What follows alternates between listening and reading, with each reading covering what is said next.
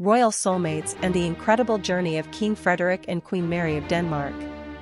Welcome to BNews. In the grand theatres of royalty, where centuries-old traditions often dictate every gesture, a rare and resounding love story unfolded, one that defied odds, distances, and expectations. It is the kind of story that whispers across oceans and roars through the halls of history.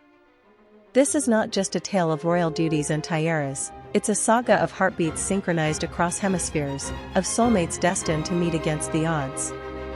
Today, we invite you to embark on a deeply intimate and powerful journey, the incredible love story of King Frederik and Queen Mary of Denmark. From a fateful encounter in a bustling Sydney pub to the elegant halls of Amalienborg Palace, their path has been anything but ordinary. Through secrecy, sacrifice, resilience, and romance, they transformed their love into a royal legacy. This is the untold story of how two souls found each other and built a throne of unity, modernity, and compassion.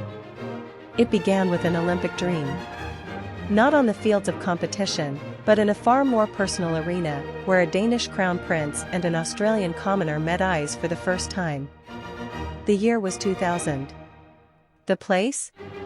The Slip-In, a lively bar in Sydney. Amidst the Olympic festivities, with athletes and spectators gathered from all over the world, no one could have predicted that destiny was quietly at work. Frederik, incognito and relaxed, entered the pub with friends. Mary Donaldson, a bright marketing executive, was there enjoying the evening like any other young professional. When they met, it wasn't a rehearsed royal introduction, it was raw, real, and entirely unexpected.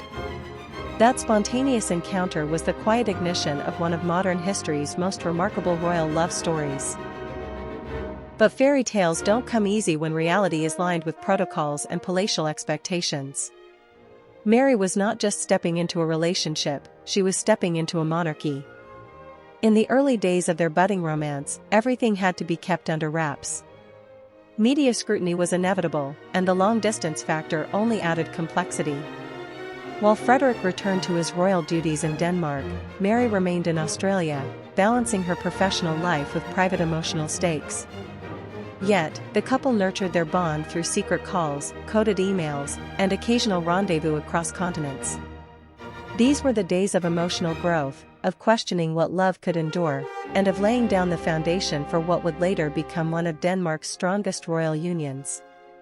Behind the public fascination was a private relationship evolving in strength and purpose. Mary, ever the realist, knew the challenges ahead. She was entering not just a relationship, but a life where every gesture could be interpreted and dissected by the media, the monarchy, and the people.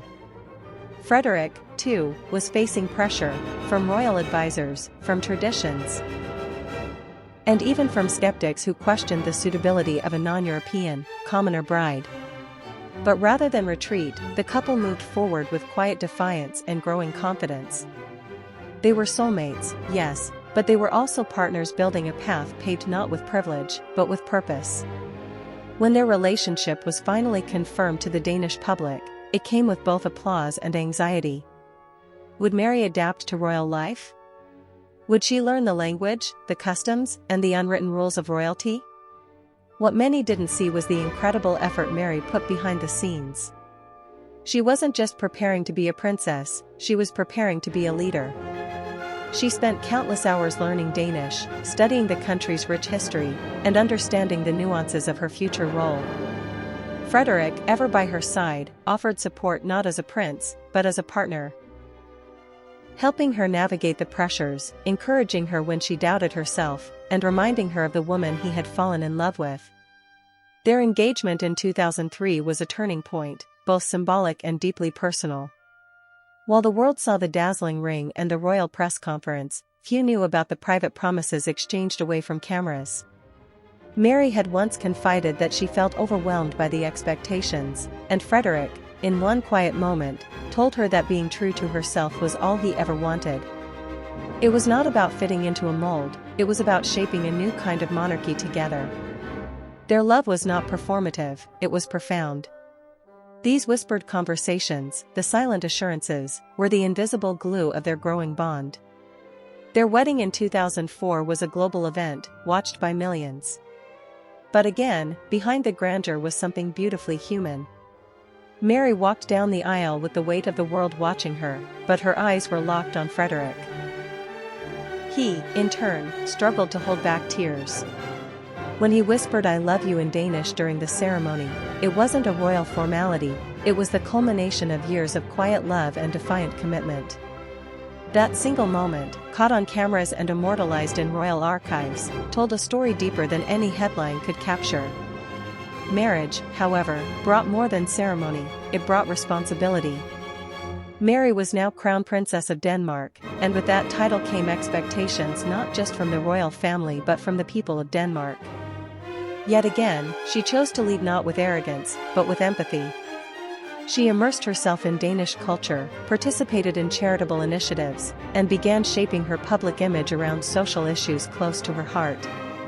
Frederik, watching her evolve, once described her as the soul of the future monarchy. Together, they began crafting a vision that was modern, inclusive, and emotionally intelligent. Parenthood introduced yet another transformative chapter. The birth of their first child, Prince Christian, in 2005 was not just a continuation of the royal line, it was a deepening of their bond as a couple. What the public didn't see was the countless nights they spent up with the baby, the conversations about how to balance royal duties with family life, and the small joys of watching their children grow. Each new addition, Princess Isabella, and the twins Prince Vincent and Princess Josephine, brought more laughter and more responsibility. But they faced it all with a commitment to remain grounded, united, and fiercely private when it came to protecting their children. What sets Frederik and Mary apart is not just their origin story, it's how they've grown through adversity. The loss of Mary's mother before she met Frederik still lingers in her heart, but in the early years of their relationship, Frederik helped her grieve in quiet solidarity. He understood her silences, supported her rituals, and even visited her mother's resting place. Such acts, away from public eyes, speak volumes of a love story rooted not in spectacle, but in soul.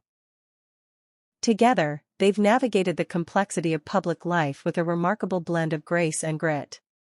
Whether it was representing Denmark abroad, responding to national crises, or adapting to the digital age of monarchy, Frederik and Mary did it all hand in hand. Their chemistry is unmistakable, seen in knowing glances, shared smiles during state visits, and the way they always seem to move in emotional sync. Yet, the real magic lies in the moments we don't see: private dinners, family getaways, handwritten notes, and shared dreams whispered under royal ceilings. Frederik's ascension to the throne in 2024 marked the beginning of a new royal era, one that is distinctly theirs. As king and queen, their mission is not just to reign, but to connect. They've already begun reshaping the image of the monarchy, focusing on inclusivity, mental health, and sustainability. Mary, now queen consort, has taken on more leadership in the realm of diplomacy and gender equality, while Frederik champions innovation and the well-being of Danish youth. Their reign is a reflection of their journey, a marriage of tradition and transformation. Despite the crown, their relationship remains refreshingly relatable. They argue, laugh, support, and challenge each other like any couple. Palace insiders speak of their early morning walks, their tradition of Saturday night board games with their children, and their practice of ending each day by checking in with one another. No titles, no roles, just Frederik and Mary. In the midst of global change, their partnership is a beacon of stability. It reminds the world that love can transcend continents, that commitment can outlast scrutiny, and that modern monarchies can lead not through fear, but through compassion. Frederik and Mary didn't just fall in love. They chose it, over and over again, through every challenge, every change, and every chapter of their extraordinary journey. Their story is not a fantasy, it's a roadmap. A testament that even in the most traditional of institutions, change is possible when it starts from the heart. As royal soulmates, King Frederik and Queen Mary have redefined what it means to rule together, with love, with purpose, and with vision. And now, as they lead Denmark into the future, we are left to wonder, in a world that often separates love from leadership, can true partnership still shape a nation's destiny, and inspire the world to believe in the power of soulmates?